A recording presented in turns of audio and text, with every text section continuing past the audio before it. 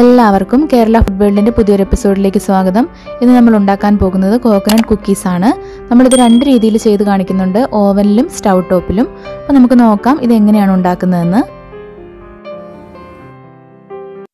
ആദ്യം തന്നെ നമുക്ക് ഇതിലേക്ക് വേണ്ട പഞ്ചസാര ഒന്ന് പൊടിച്ചെടുക്കാം. അതിനുവേണ്ടി 1/2 കപ്പ് പഞ്ചസാര മിക്സിയുടെ ജാറിലേക്ക് ഇട്ട് കൊടുക്കാം. ഇനി ഇതിലേക്ക് 8 മുതൽ 10 വരെ ഏലക്ക നമുക്ക് ചേർത്ത് കൊടുക്കാം. നിങ്ങളുടെ ടേസ്റ്റിനനുസരിച്ച് അഡ്ജസ്റ്റ് ചെയ്യാവുന്നതാണ്. ഞാനിപ്പോൾ ഇവിടെ 10 ഏലക്ക എടുത്തിട്ടുണ്ട്. ഇതിൻ്റെ തൊലി കളഞ്ഞിട്ട് കുരു മാത്രം നമുക്ക് ചേർത്ത് കൊടുക്കാം. ഏലക്കയുടെ കുരു മാത്രം എടുത്തിട്ടുണ്ട്. ഇത് പഞ്ചസാരയിലേക്ക് ചേർത്ത് കൊടുത്ത് നല്ല ഫൈനായിട്ട് പൊടിച്ചെടുക്കാം. പഞ്ചസാര പൊടിച്ചെടുത്തിട്ടുണ്ട്, ഇത് മാറ്റി വയ്ക്കാം.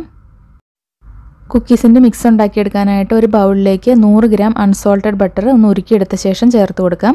ചൂടുണ്ടാവരുത് കേട്ടോ, ചൂടാറിയതിന് ശേഷം വേണം ചേർത്ത് കൊടുക്കാനായിട്ട്.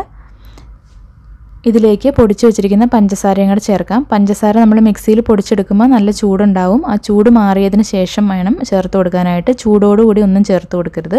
അതുപോലെ തന്നെ തണുത്ത സാധനങ്ങളും ചേർത്ത് കൊടുക്കരുത്. റൂം ടെമ്പറേച്ചറിലാക്കിയ ശേഷം വേണം ചേർത്ത് കൊടുക്കാനായിട്ട്. ഇനി നന്നായിട്ട് മിക്സ് ചെയ്ത് പഞ്ചസാരയും ബട്ടറും കൂടി ഒന്ന് കമ്പൈൻ ചെയ്തെടുക്കണം.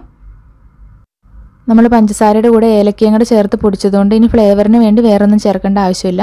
നിങ്ങൾക്ക് ഏലക്ക ഇഷ്ടമില്ലെങ്കിൽ പഞ്ചസാര മാത്രമായിട്ട് പൊടിച്ചിട്ട് ഈ സമയത്ത് 1/2 ടീസ്പൂൺ വാനില എസൻസ് ചേർത്ത് കൊടുത്ത് മിക്സ് ചെയ്യാം. ഇത് രണ്ടും കൂടെ ചേർക്കണ്ട, ഏതെങ്കിലും ഒന്ന് ചേർത്താൽ മതി. ഇപ്പോൾ ഇതിവിടെ നന്നായിട്ട് മിക്സ് ചെയ്തെടുത്തിട്ടുണ്ട്. ഇനി ഇതിലേക്ക് ആവശ്യമുള്ള പൊടികളെല്ലാം ഒന്ന് അരിച്ച് ചേർത്ത് കൊടുക്കാം. ഒരു അരിപ്പയിലേക്ക് 1 കപ്പ് മൈദ ചേർത്ത് കൊടുക്കാം. 1/2 ടീസ്പൂൺ ബേക്കിംഗ് പൗഡർ, 1 നുള്ള് ഉപ്പ് ചേർത്ത് കൊടുക്കാം. കൂടുതൽ ചേർക്കണ്ട, ജസ്റ്റ് ടേസ്റ്റ് ഒന്ന് ബാലൻസ് ചെയ്യുന്നതിന് വേണ്ടി 1 നുള്ള് ചേർത്താൽ മതി. ഇനി നല്ലതുപോലെ മിക്സ് ചെയ്തിട്ട് ഇതൊന്ന് അരിച്ചെടുക്കാം. ബേക്കിംഗ് പൗഡറൊക്കെ എല്ലായിടത്തും ഒരുപോലെ ഒന്ന് മിക്സായി കിട്ടാൻ വേണ്ടിയിട്ടാണ് ഇങ്ങനെ അരിച്ചെടുക്കുന്നത്. ഇനി ഇതിലേക്ക് 1/4 കപ്പ് ഡെസിക്കേറ്റഡ് കോക്കനട്ട് ചേർത്ത് കൊടുക്കാം. ഡെസിക്കേറ്റഡ് കോക്കനട്ട് എന്ന് പറഞ്ഞാൽ നമുക്കിങ്ങനെ കടയിൽ നിന്ന് വാങ്ങിക്കാനായിട്ട് കിട്ടും. ഇല്ലെങ്കിൽ ഇത് നമുക്ക് വീട്ടിലുണ്ടാക്കിയെടുക്കാവുന്നേ ഉള്ളൂ. തേങ്ങയുടെ വൈറ്റ് പോർഷൻ മാത്രം ഒന്ന് ചിരണ്ടി എടുത്തിട്ട് പാനിലിട്ട് കളറൊന്നും മാറാതെ ചൂടാക്കി ഡ്രൈ ആക്കി എടുക്കുന്നതാണ് ഡെസിക്കേറ്റഡ് കോക്കനട്ട്. ഇതിപ്പോൾ കടയിൽ നിന്ന് വാങ്ങിച്ച ഡെസിക്കേറ്റഡ് കോക്കനട്ടാണ്. ഇത് നമുക്ക് ഇതിലേക്ക് ആഡ് ചെയ്ത് കൊടുക്കാം. ഇനി ഇത് നന്നായിട്ടൊന്ന് മിക്സ് ചെയ്തെടുക്കാം. കൈ ഉപയോഗിച്ച് തന്നെ മിക്സ് ചെയ്യുന്നതായിരിക്കും നല്ലത്. അപ്പോൾ ഇതുപോലെ ഇതിവിടെ മിക്സ് ചെയ്തെടുത്തിട്ടുണ്ട്. ഇത് നമുക്കിപ്പോൾ കുക്കീസിൻ്റെ ഷേപ്പാക്കി എടുക്കാൻ പറ്റില്ല. അപ്പോൾ നമുക്ക് ഇതിലേക്ക് കുറച്ച് പാലും കൂടെ ചേർത്ത് കൊടുത്തൊന്ന് മിക്സ് ചെയ്തെടുക്കാം. റൂം ടെമ്പറേച്ചറിലുള്ള പാലായിരിക്കണം, തണുത്ത പാലായിരിക്കരുത്, ചൂടുള്ളതും ആയിരിക്കരുത്. ആദ്യം നമുക്കൊരു 2 ടേബിൾ സ്പൂൺ ചേർത്ത് കൊടുത്തൊന്ന് മിക്സ് ചെയ്ത് നോക്കാം. ഒരിക്കലും വെള്ളം ചേർക്കരുത്, പാല് തന്നെ ചേർക്കണം.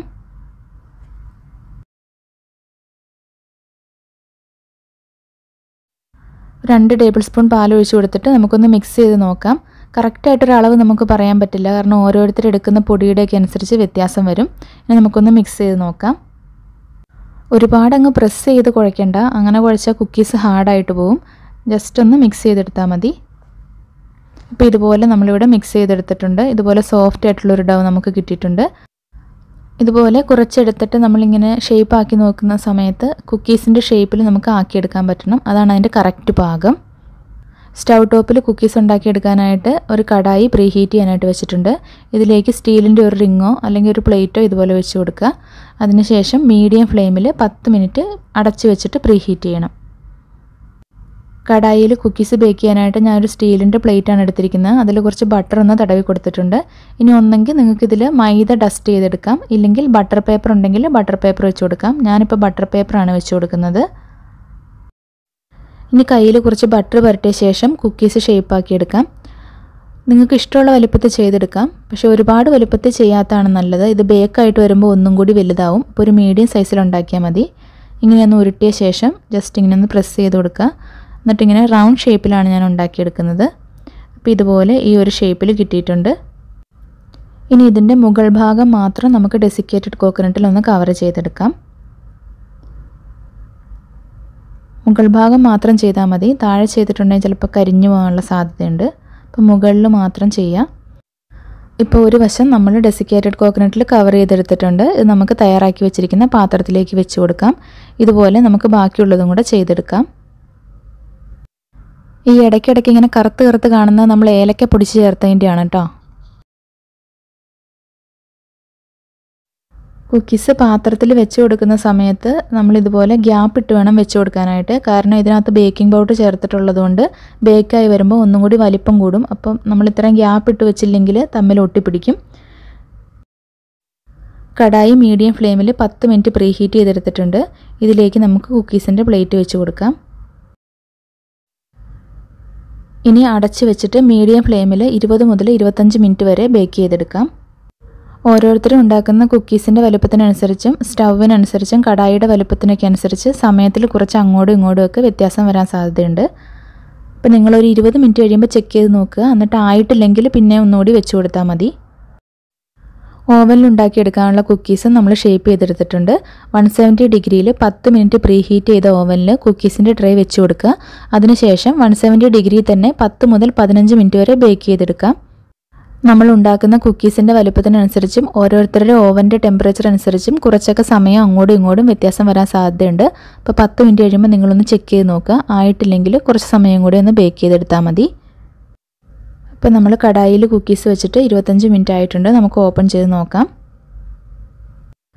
ഇപ്പോൾ ഇതിവിടെ റെഡിയായി വന്നിട്ടുണ്ട്. സൈഡിൽ നിന്നൊക്കെ നോക്കുമ്പോൾ ചെറിയൊരു ഗോൾഡൻ കളർ വന്നിട്ടുണ്ട്. അതാണ് അതിൻ്റെ പാകം. ഇനി നമുക്കിത് മാറ്റാം. ഇപ്പോൾ നോക്കുന്ന സമയത്ത് കുക്കീസ് സോഫ്റ്റ് ആയിട്ടായിരിക്കും ഇരിക്കുന്നത്. കാരണം നമ്മൾ ചേർത്തിരിക്കുന്ന ബട്ടറൊക്കെ ഒന്ന് മെൽറ്റ് ആയിട്ടിരിക്കുമല്ലോ ഇപ്പോൾ ചൂടടിച്ച്.